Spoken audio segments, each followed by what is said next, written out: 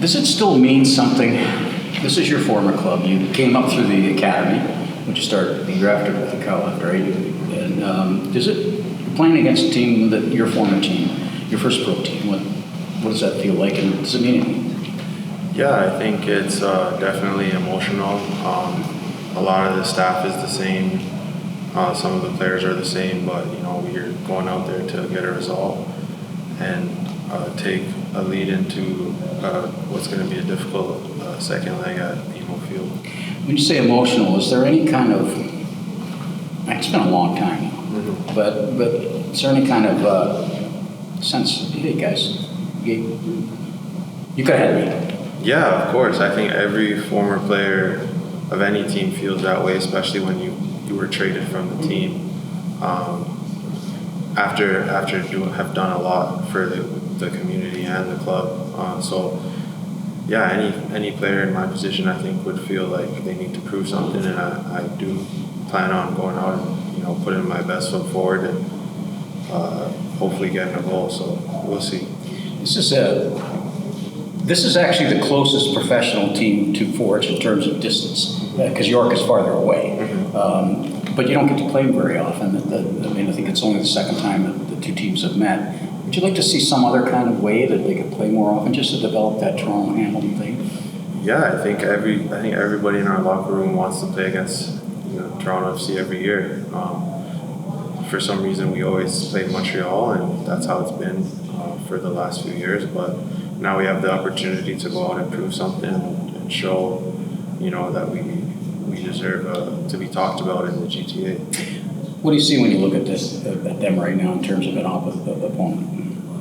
I think having been on both sides of a game like this, previous years playing in the Canadian Championship with TFC and playing against MLS teams with Forge, I think that they're trying to use this to get out of the rut that they're in. I think they haven't won in 9 games, and they're probably viewing us as an opportunity to turn their ship around and advance to a final and win a final. And I think we need to obviously go out and assert ourselves and really put it to them that it's not going to be an easy game, and that when we go up early and score or in the game that they're really going to have their backs against the wall.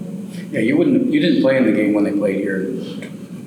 2020. No, that was the game right after that. Come yet, yeah. Yeah, it hadn't come yet, so that's not a memory for you, Yeah. kind of thing. Yeah. Is there a thing about CPL, MLS, where we sit, if you're a media type, if you're a fan, you make a big deal of them having 10 times the payroll, that they've got at least 3 players on the team that make more than your whole team added up? Is there anything there for at a player's level?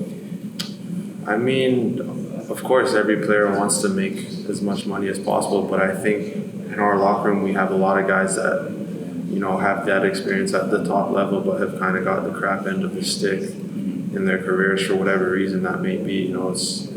Sometimes things are out of your control. So I think that we'll go out there and not really think about who's making what, but the talent that's on the field.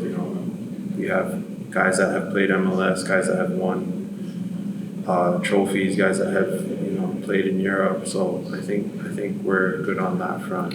It's important to remind a team, like you've had you're in your league, you've had some little struggles lately compared to what you normally do.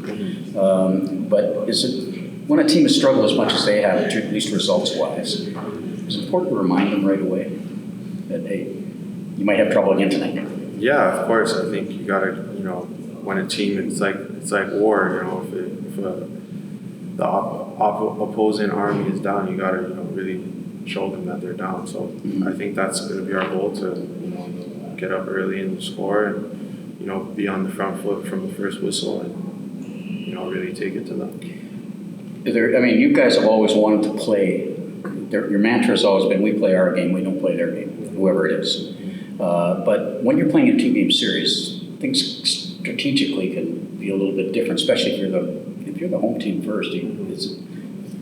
Is it about keeping them from scoring, or is it because of the away goal thing, or is it, as you mentioned, front foot goal? Yeah, I think the most important important way to look at a two-legged game is that it's two halves. You have the first half, you want to win the first half. Then you go on to the second half and you take it from there. Two-leg games, especially in this competition with away goals count and obviously not letting them score is a huge thing. And scoring goals here. So that is, what we need to do. We need to put the ball in the net and we need to keep it out of ours. One more thing personally for you.